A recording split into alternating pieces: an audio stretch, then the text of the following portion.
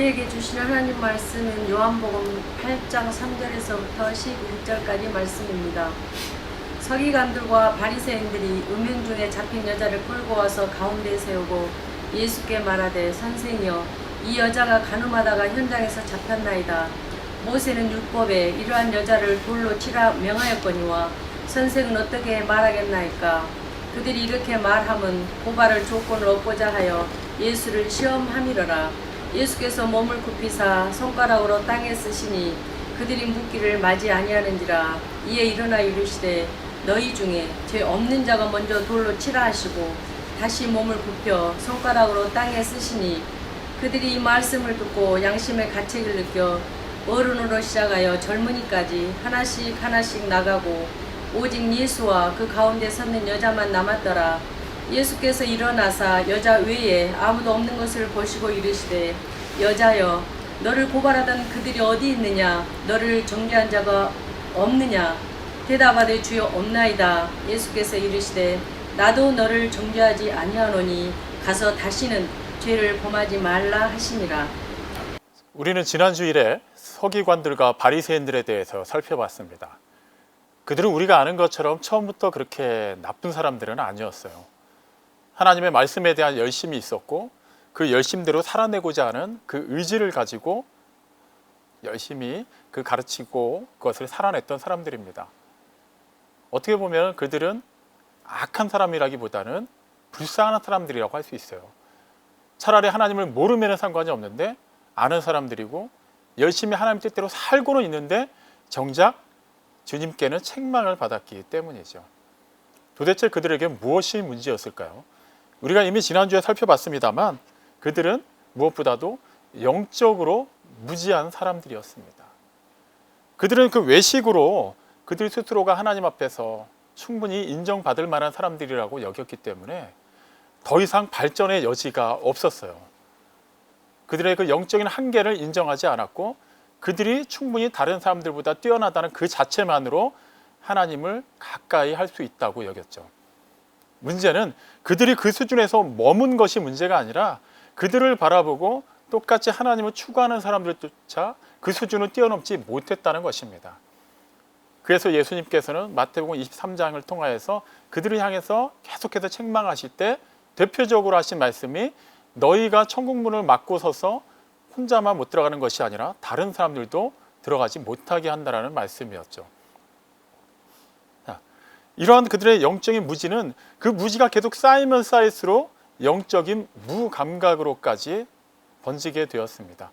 우리가 어느 분야에 대해서 잘 모르는데도 불구하고 크게 그거에 대해서 필요성을 못 느끼면은 우리는 아예 그 분야에 대해서 알려고 하지를 않게 되죠.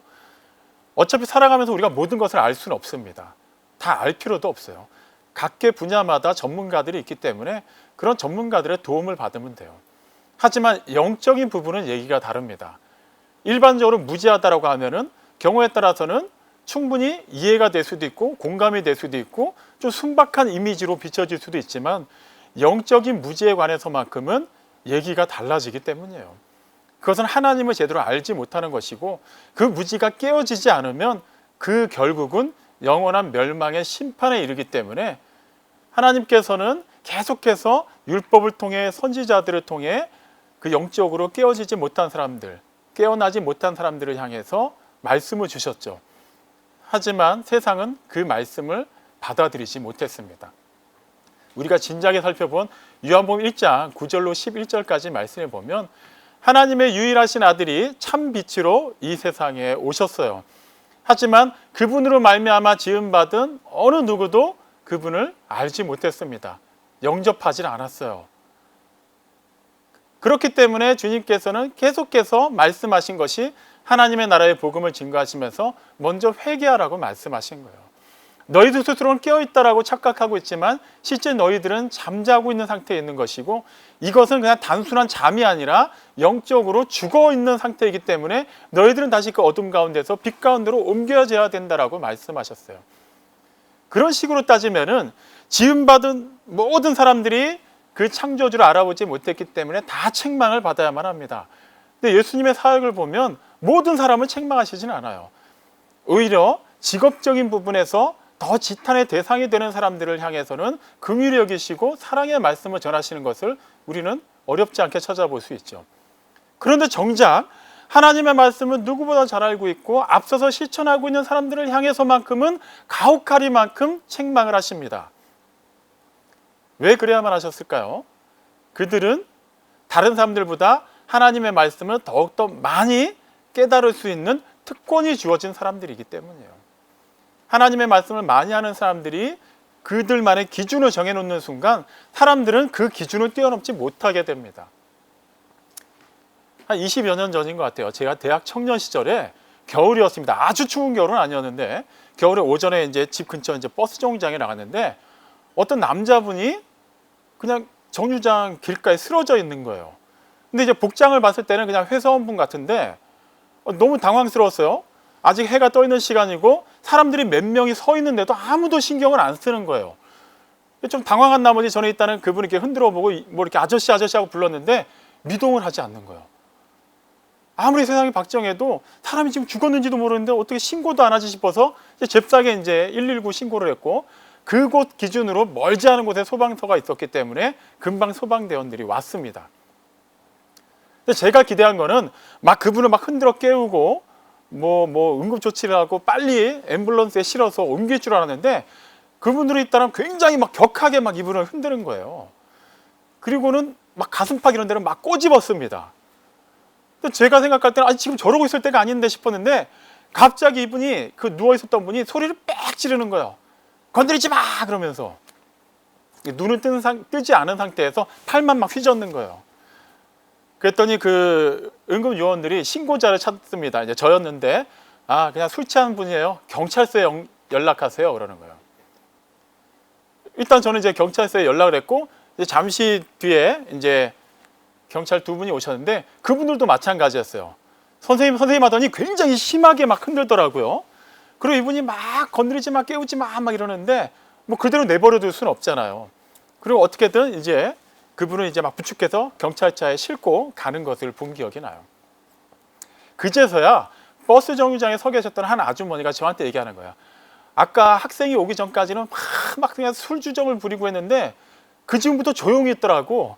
그래서 그냥 우리도 내버려 뒀어 이러는 거예요. 그러니까 제가 생각했던 것처럼 그렇게 막 매정하게 내버려 둔 건 아니었어요. 나중에 이제 경찰분들이 오셨을 때 그 수습하는 과정에서 막 이제 우리들에게 그런 얘기를 하시더라고요. 술이 취하면은 그 일반적인 추위를 느끼는 감각이 많이 사라진대요. 그러니까 마비가 되는 거겠죠. 그러니까 본인은 추운지도 모르고 그대로 누워 있는다는 거예요. 그나마 그런 해가 떠 있는 시간이었고 사람들이 있었기 때문에 신고를 해서 망정이지 만약에 아무도 없는 밤 시간에 그러고 있었으면은 그렇게 객사한다라는 거예요. 그래서 술이 취한 사람은 일반적인 방법으로 깨우면 안 되고 격하게 흔들거나 몸에 좀 꼬집어서라도 자극을 줘서 일단은 깨워야만 된답니다. 인사불성의 상태에서는 부축하기가 쉽지가 않다라고까지 알려주셨어요. 그냥 그런 일이 있었구나라고 에피소드로 생각하기에는 그때 그 경험이 오늘 이 바리새인들과 서기관들을 향한 주님의 반응과 연결지어 봤을 때 우리가 좀 더 쉽게 이해할 수 있어요. 차라리 그들 스스로가 뭔가 부족하다라고 느끼면은 그 갈급함 때문에라도 그 뭔가 채워져야 되는 것을 찾아 나설 텐데 그들 스스로는 부족하다고 느끼질 않는 거예요. 그들의 영혼은 죽어가고 있는데도 전혀 그거에 대해서 의식을 못하고 있습니다. 더 중요한 건 뭐예요? 다른 사람들조차도 함께 그 죽음의 골짜기로 인도하고 있다는 거예요. 그렇기 때문에 주님은 그들을 향해서는 더 강한 어조로 책망을 하셔야만 했습니다.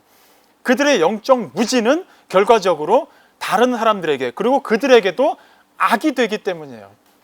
영적 무지는 그것이 곧 죄가 되기 때문에 주님께서는 그 부분에 대해서만큼은 그렇게 단순하게 다루지 않으셨어요. 오늘 우리는 읽은 이 본문을 통해서 영적인 무지가 얼마나 위험한 것인지를 그리고 그 영적으로 무지한 자들이 열심을 낼 때 앞장설 때 얼마나 많은 사람들한테 악을 끼칠 수 있는지를 살펴보고자 합니다. 오늘 읽은 본문 내용은 너무나도 유명한 내용이에요. 굳이 제가 말씀을 드리지 않아도 여러분들은 수차례 설교를 들으셨을 겁니다. 그런데 우리 순서에 따라 보기도 하지만 이 시대를 살아가는 우리 그리스도인들에게는 정말로 깊이 주목해서 보야만 하는 말씀이에요. 자, 초막절이 이제 마쳤죠. 초막절 기간 동안이 오늘 등장하는 이 서기관들과 바리새인들에게는 다시 찾아올 수 없는 절호의 찬스였습니다.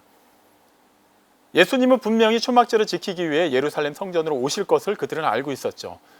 그리고 그 무사람들 앞에서 더 인정받기 전에 빨리 예수님을 잡아서 법정에 세우던지 아니면 어떠한 빌미를 잡아서라도 죽여야만 했어요. 그런데 초막절날 예수님이 등장하시고 그들이 보낸 사람들이 잡기 이전에 이미 예수님의 말씀을 듣고 많은 사람들이 예수님께로 그들의 시선을 고정하기 시작했습니다. 더 핵심이었던 건 초막절이 마치는 날에도 예수님이 전하신 말씀을 듣고 오히려 수많은 사람들이 예수님을 선지자로 혹은 그리스도로 인정하기 시작했어요. 그래서 서기관들과 바리새인들은 낙심한 것을 우리가 진작에 살펴봤어요. 그들이 얼마나 영적으로 무지한지를 거기서도 알 수 있어요. 어차피 예수님을 향해서 선지자라고 그리스도라고 얘기했던 사람들은 실제 그분을 그렇게 인정한 게 아니었어요.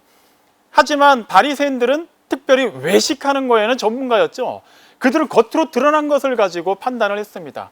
사람들이 예수님을 향해서 환호하는 것을 보고 야, 이제는 저 예수를 잡을 수가 없겠구나라고 생각하고 낙심했어요. 초막절이 끝나고 나면 다들 고향으로 돌아가죠. 예수님의 고향은 갈릴리 나사렛입니다. 그들은 분명히 예수님도 고향으로 돌아갈 것이라고 예상을 했을 거예요. 그런데 예수님은 그렇게 하지 않으시고 밤에는 감람산에서 기도하시고 휴식을 취하신 다음에 다시 아침에는 성전에 나와서 말씀을 가르치시는 거예요. 예수님을 그리스도라고 선지자라고 말했던 사람들, 아직 예루살렘을 중심에 살고 있던 사람들이 그 성전에 모여들어서 예수님의 말씀을 듣기 시작합니다. 어떻게 보면은 서기관들과 바리새인들에게 다시 한번 기회가 주어진 거예요. 초막절처럼 명절이 아니기 때문에 많은 사람들은 있지 않았을 거예요. 그렇다면 그들이 가장 자신 있는 무기를 들고 예수님께 나아가면 분명히 이번에 잡을 수 있을 것이라고 생각했어요. 그들이 가장 자신 있는 게 뭐였을까요? 율법입니다. 어려서부터 그 부분에 대해서만큼은 가장 정통한 사람들이에요. 그렇기 때문에 예수님을 꼼짝 못하게 할 수 있는 그 율법을 가지고 나왔어요. 오늘 읽은 본문에서는 그 현장에서 음행 중에 잡힌 여자를 데려와서 예수님 앞에 세운 것으로 내용이 시작이 되죠. 자, 그들은 첫 질문부터 그들이 얼마나 영적으로 무지하고 그 무지에서 기인한 악함이 가득한지를 보여줍니다. 예수님을 가리켜 그들은 선생이여라고 불러요. 물론 그 자리에는 예수님을 선생으로 여기고 그 말씀을 가르치시는 것에 청중하는 사람들이 있기 때문에 그들과 수준을 같이 한 것으로 여길 수도 있어요. 하지만 그들의 실상은 그렇지 않았습니다. 어차피 많은 사람들이 예수님을 선생으로 인정하고 있기 때문에 무리한 방법으로 잡기보다는 일단은 그들과 같은 위치에서 선생으로 인정하는 것처럼 가정한 뒤에 결과적으로는 이분이 너희들이 생각하는 그런 선생의 수준이 안 된다는 것을 완벽하게 증명해내기만 하면 사람들은 자연스럽게 떠나갈 거예요. 그럼 그 다음에 손쉽게 예수님을 잡을 수가 있겠죠. 그래서 그들은 선생이여 라고 얘기하면서 이 가늠한 여자를 세워놓고 얘기를 합니다. 모세는 율법에서 이러한 여자를 돌로 치라 하였는데 선생은 어떻게 대답하겠습니까? 자, 그들은 아무 이유 없이 그냥 그 여자에 대한 악감정을 가지고 죽이자고 데려온 게 아니에요. 율법을 근거로 해서 가늠한 여자를 데리고 왔고 또 율법을 기준으로 해서 예수님의 답변을 요구하고 있는 겁니다. 그들은 율법에 대한 전문가들이에요. 그러면 잘 알고 있잖아요. 굳이 예수님께 물어볼 필요가 없어요. 궁금해서 묻는 것도 아니고 그들이 가지고 있는 그 기준이 불확실하기 때문에 확인받기 위해 온 것도 아닙니다.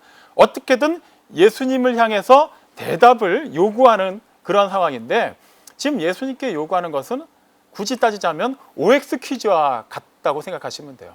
답은 둘 중에 하나예요. 율법대로 하겠습니까? 아니면 율법이 아닌 다른 방법대로 하겠습니까? 라고 묻고 있습니다.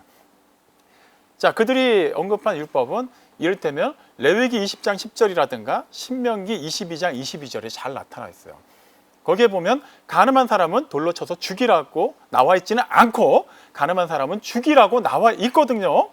자, 그렇기 때문에 그들이 단지 가늠한 여자를 데려와서 죽이자라고 말하는 게 이 시대의 기준으로 보면 너무 좀 매정하고 가혹하게 보일 수 있지만 그들이 그렇게 금과 억지로 여기는 율법의 기준대로라면은 정확하게 말하고 있는 거예요. 그들을 탓할 수는 없습니다. 그런데 여기서 그들이 얼마나 악한지가 또 드러나게 돼요. 그들은 율법을 잘 알고 있는 사람들이었기 때문에 율법에 뭐라고 기록되어 있는지는 누구보다 잘 알고 있는 사람들이죠.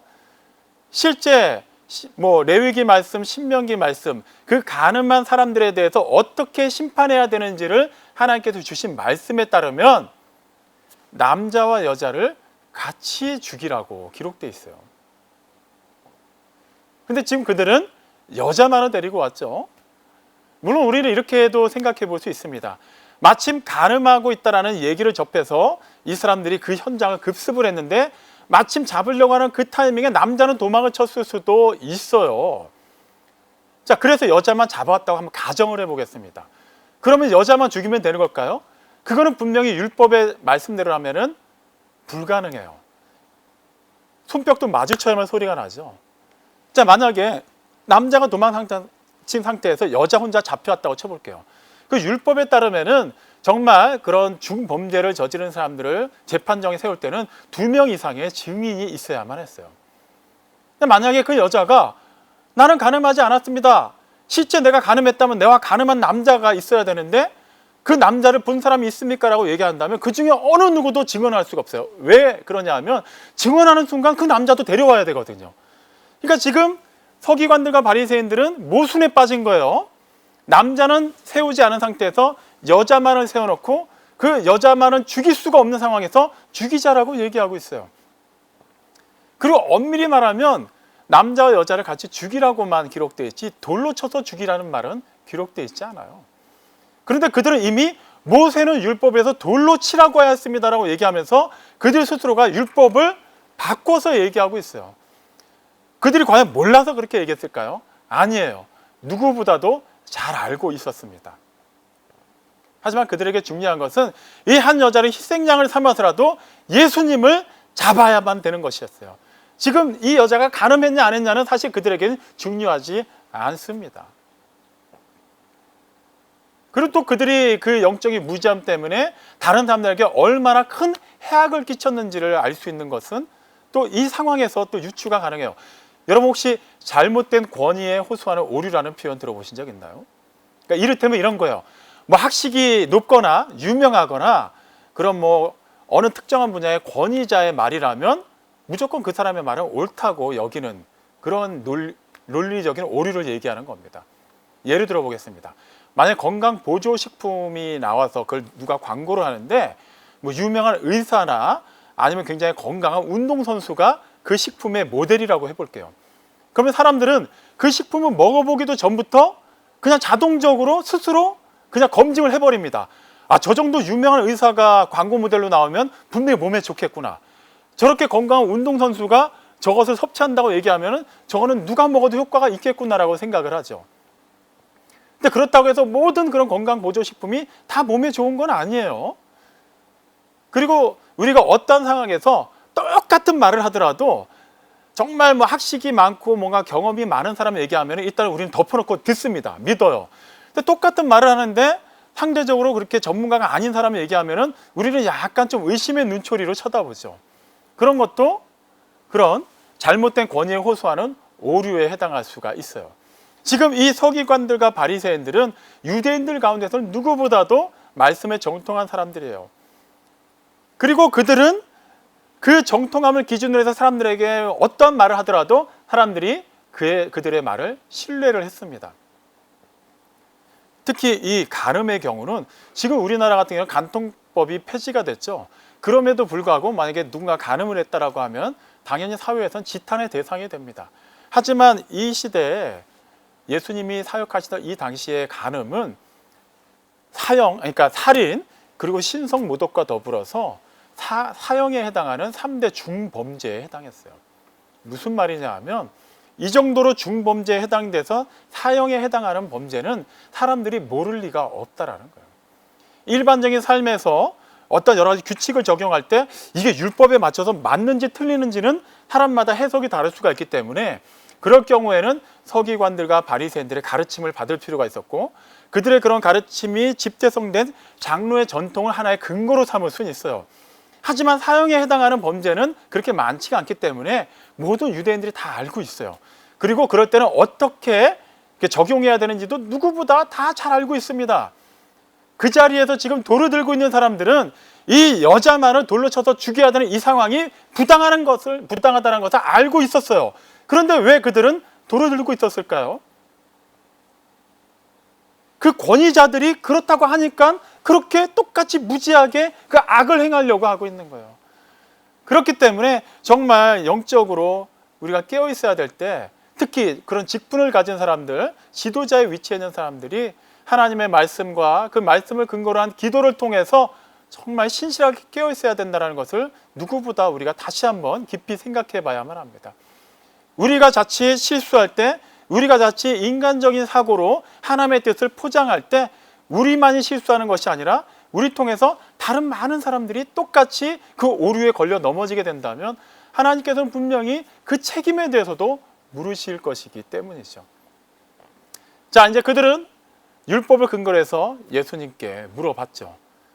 예수님께서는 율법대로 그 여자를 죽여라 라고 얘기하시든지, 아니면 그건 너무 가혹하다, 이번만큼은 살려줘라 라고 얘기하시든지, 둘 중에 한 가지의 대답을 하실 것으로 사람들은 기대를 했죠. 근데 문제는 예수님께서 뭐라고 대답을 하시든지 간에 예수님은 고발이 된다라는 거예요. 이미 오늘 우리가 본문에서도 확인했지만 그들은 정말 궁금해서 예수님께 물어본 게 아니에요. 예수님을 고발할 근거를 잡기 위해서 그러한 함정을 파고 물어본 것입니다. 자, 그렇다면 예수님께서 각각의 경우 대답하셨을 때 어떠한 일이 일어날지를 한번 살펴볼게요. 먼저 예수님이 그간에 사람들에게 알려진 이미지가 어땠을지를 한번 생각해 보겠습니다. 예수님은 사랑이 많은 분이세요. 그 실제 말씀만 전하신 게 아니죠. 많은 사람들 병을 고쳐주셨어요. 귀신 들린 자를 자유롭게 하셨어요. 심지어는 가난한 자들, 또 배고픈 자들을 위해서 오병이어의 기적을 행하기도 하셨죠. 그분이 행하신 모든 일들은 누가 봐도 사랑이에요. 그렇기 때문에 지금 이 상황을 또 누가 봐도 죽여야 되는 그 여자임에도 불구하고 예수님이라면 다른 방법으로, 좀 사랑의 방법으로 그렇게 가혹한 그런 율법의 방식을 따르지 않을 거라고 기대할 수 있습니다. 근데 실제 예수님께서 그렇게 하신다면 어떤 일이 벌어질까요? 이미 지금 이 시점에서 예수님은 자신을 하나님의 아들이라고 이미 공포하신 상황이에요. 하나님의 아들, 유대인들 입장에서 하나님의 아들은 하나님의 말씀대로 그대로 오신 분이에요. 하나님의 말씀을 선포하는 거예요. 유대인들에게 율법은 단지 하나의 지켜야 되는 그냥 규칙이 아니라 그것이 곧 하나님입니다. 근데 예수님이 율법을 깨버리시면 어떤 일이 벌어질까요? 하나님을 부정하는 게 되는 거예요. 그리고 그 자신이 하나님의 아들이라고 말한 것조차 다 거짓말이 되는 겁니다. 그러면 사람들은 다 그분을 떠나가게 되겠죠. 자, 그렇다면 이번에는 율법대로 그 여자를 죽여라 라고 얘기한다면 어떤 일이 벌어질까요? 물론 그동안에 그렇게 사랑으로 말씀하신 분이 좀 너무 매정하다라고 생각할 수 있지만 그래도 누구 하나 책 잡을 수는 없어요. 근데 그것도 심각한 문제를 초래하게 됩니다. 당시 이스라엘은 로마의 지배를 받고 있었죠. 그렇기 때문에 모든 통용되는 법은 로마의 법을 따라야만 했어요. 일단 로마의 법에 따르면 간음한 사람은 사형죄에 해당하지 않습니다. 그러니까 로마 법대로 하면 일단은 사형이 아니에요. 근데 율법을 기준으로 해서 지금 서기관들과 바리새인들이 묻고 있죠. 모세는 율법에서 이러한 여자를 돌로 쳐서 죽이라고 했는데 어떻게 대답하시겠습니까 하면서 그들은 교묘하게 율법을 근거로 해서 얘기를 해요. 그러니까 다른 얘기하지 말고 율법을 근거로 해서 얘기해 보세요라고 일단 그냥 억지로 답을 강요한 겁니다. 만약에 예수님이 그래 그럼 죽여라 라고 얘기한다면 로마 법에 위배가 되는 것이고, 무엇보다도 그런 로마 법에 의한 또 사형에 해당하는 범죄들이 있지만 그 외의 경우는 누가 결정하냐면 황제가 결정을 해요. 법에 없는 경우인데 이런 경우에 어떻게 할까 했는데 황제가 죽여라 하면 죽여야 되는 거예요. 그리고 로마의 지배를 받는 여러 나라들은 그 나라마다 황제의 권한을 위임받아서 파송된 총독들이 있었어요. 그 총독이 또한 생사 여탈권을 가지고 있었습니다. 다시 말하면 그 여인이 정말 죽어야만 되는 잘못을 저질렀다, 그 법정에 서졌을 때 그것을 결정할 수 있는 유일한 사람은 로마 총독이었어요. 근데 예수님이 만약에 죽여라라고 얘기한다면 이미 그는 로마 총독, 더 나아가서는 황제의 권위를 침범하게 되는 것이죠. 그 로마 법에 의해서 그 여자가 아니라 예수님이 붙잡히게 돼 있었어요. 그러면 황제의 권위에 도달한 거기 때문에 그거는 자동적으로 사형죄에 해당하게 됩니다. 이런 절체절명의 상황에서 예수님은 어떠한 대답을 하시더라도 함정에 빠질 수밖에 없었는데 그때 뭘 하고 계셨죠? 사람들이 살기등등하게 돌을 들고 예수님의 일거수일투족을 주시하면서 그 대답을 강요하고 있을 그때 예수님은 땅에 손으로 무언가를 쓰고 계셨어요. 물론 성경은 그 부분에 대해서 침묵합니다. 그러니까 우리는 무슨 내용인지 정확히는 알 수는 없어요. 근데 잠시 뒤에 허리를 피시더니 너희 중에 죄 없는 자가 먼저 돌로 치라라고 말씀하시죠. 그리고 나서 예수님은 다시 허리를 굽히시고 손으로 땅에 무언가를 쓰셨습니다. 여기서 우리말 쓰다로 번역된 헬라어 그라포라는 단어는 사람에 대하여 쓰다라는 의미를 가지고 있어요. 다시 말씀드립니다만 예수님이 정확히 뭘 쓰셨는지 우리는 알 수가 없어요. 하지만 사람들에 관한 무언가를 쓰셨다는 것만 유추가 가능해요. 예수님이 땅에 손으로 무언가 쓰시는 행위를 2번에 걸쳐 하셨는데 이거는 일단 우리에게 뭔가를 떠올리게 하죠. 구약시대 출애굽 과정에서 모세가 십계명 돌판을 하나님께로부터 받을 때의 이야기입니다. 하나님께서도 손으로 손수 그 돌판에 십계명을 새겨주셨어요. 그리고 그 일은 2번에 걸쳐 있었죠. 첫 번째 받은 돌판이 깨지고 다시 한번 그렇게 써주셨습니다. 그때 예수님께서 십계명에 관해 쓰셨을까요? 그건 물론 알 수 없어요. 하지만 분명한 것은 사람에 관한 무언가를 쓰시고 난 뒤에 하신 말씀이 너희 중에 죄 없는 자가 먼저 돌로 치라는 거예요. 그러면은 그 자리에 있는 사람들 가운데 어떤 사람들이 먼저 돌을 들어야 상황상 맞을까요? 아마도 서기관들과 바리새인들이 먼저 돌로 쳐야만 했을 겁니다. 누가 봐도 그들은 의로운 사람들이었어요. 아무리 찾아봐도 그들은 죄가 없는 사람들로 여겨졌기 때문이에요. 그런데 본문을 보면 어른들로부터 젊은이에 이르기까지 하나씩 하나씩 돌을 내려놓고 다 그곳을 떠나갔다고 기록하고 있어요. 이유가 뭐죠? 양심의 가책을 느꼈기 때문이라고 기록하고 있습니다. 근데 여기서 우리가 주목해 봐야 되는 것은 서기관들과 바리새인들만큼은 남아 있어야 되는 거 아닌가요? 왜 그러냐 하면 그 복음서 내용을 보면 그들은 예수님과 사사건건 부딪히고 논쟁을 벌이고 어떻게든 예수님을 적대적인 그런 상황으로 대하려고 하지 한 번도 예수님의 말씀을 이렇게 순종하는 사람들이 아니었어요. 근데 그때만큼은 그들이 양심의 가책을 느껴서 돌을 내려놓고 떠나갔습니다. 그들의 기본적인 원래 습성이 나온 거예요. 외식하는 자들이었기 때문이에요. 사람들 앞에서 그들은 너무나도 떳떳한 사람들로 알려져 있었지만 실제 그들에 대한 무언가가 땅에 기록되었던 것 같습니다. 거기 주목하는 모든 사람들이 그런 행위들을 다 확인하게 되었어요. 그리고 어느 누구도 그렇게 땅에 써져 있는 그 무언가로부터 자유롭지 못하다는 것을 알게 됐어요. 그리고 서로의 민낯을 다 보게 된 겁니다. 그 상황에서는 어느 누구도 먼저 돌을 들 수가 없었어요. 일단은 분하고 수치스럽고 이 사람들의 시선을 감당할 수 없어서 그들은 떠나갔어요. 어떻게 보면 그 자리에 있는 사람 가운데 가장 수치스러워야 되는 사람은 가늠하다 잡혀온 여자였는데 그 여자를 그렇게 살벌한 분위기로 죽이려고 했던 사람들, 자칭 의롭다고 얘기했던 사람들은 수치스러움을 가득 안고 그 자리를 떠나가야만 했습니다. 우리는 예수님께서 그렇게 대답하신 것을 보고 감탄하죠. 야, 나였다라면 아마도 죽여라 아니면 살려라라고 밖에 얘기 못했을 것 같은데 예수님은 어떻게 그렇게 얘기하실 수 있었을까? 우리는 그 차원에 머물러서는 안 돼요. 다시 말씀드리면 우리는 예수님의 위치에서 이렇게 해라 이렇게 하라라고 답을 줄 수 있는 위치가 아니라는 겁니다. 엄밀히 말하면 우리의 위치는 지금 가늠하다가 잡혀온 그 여자의 위치에 있어야만 해요. 우리 또한 우리의 원래 모습은 어두움 가운데 있었죠. 허물과 죄로 죽어 있었죠.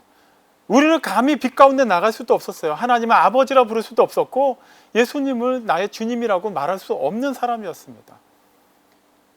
그 죄와 사망의 법이 우리를 계속해서 극한의 상황으로 몰아넣고 끝끝내 우리를 죽음의 구렁텅이로 밀어넣기 직전의 그 상황에서 우리는 구원받았어요. 그곳에 있었던 많은 사람들, 심지어는 예수님의 말씀을 듣고 있었던 원래 그 서기관들과 그 바리새인들 외에 그 전부터 있었던 사람들조차도 다 떠나갔다라고 기록되어 있어요. 그들조차도 주님의 말씀을 들으면서도 양심의 가책을 느끼고 그 자리에 있을 수가 없었던 것입니다. 우리는 그걸 높게 평가할 수 있어요. 그래도 양심은 있구나라고 얘기할 수 있어요. 하지만 정말 그들이 양심의 가책을 느꼈는데 그것이 영성에서 기인한 것이라면, 그냥 사람들 사이에서 드러난 것 때문에 수치스러운 것이 아니라 정말 하나님 앞에 드러난 자신의 치부로 말미암아 부끄러워하는 것이라면 그들은 어떻게 해야만 했을까요? 그 자리에서 예수님께 무릎을 꿇었어야만 합니다.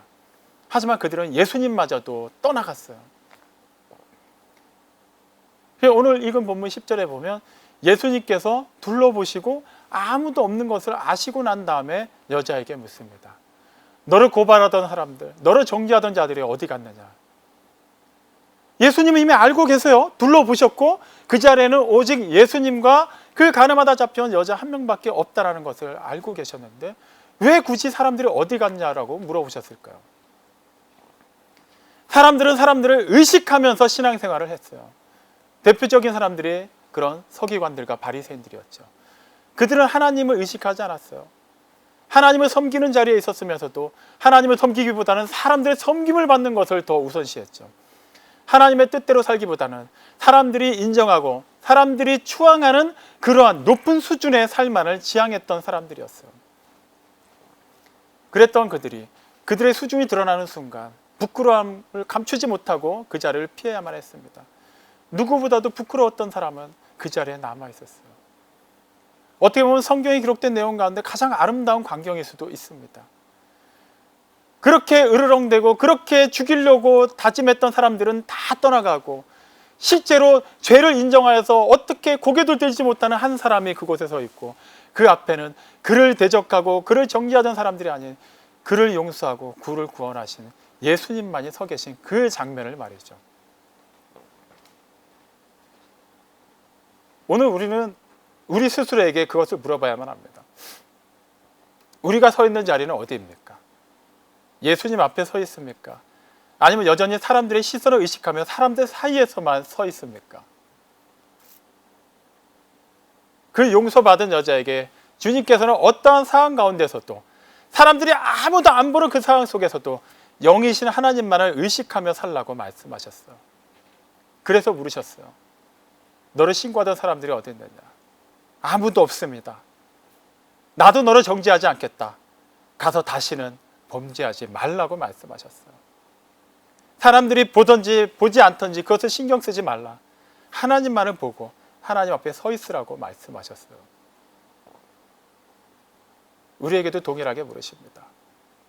우리가 진실로 용서받았다면 용서받은 자답게 살라고 말씀하고 계세요. 우리 주님은 죄를 관용하지 않으십니다. 하지만 용서하시죠. 용서하시고 나신 다음에는 반드시 용서받은 자다운 삶을 우리에게 요구하십니다. 사랑하는 성도 여러분, 우리는 용서받았습니다.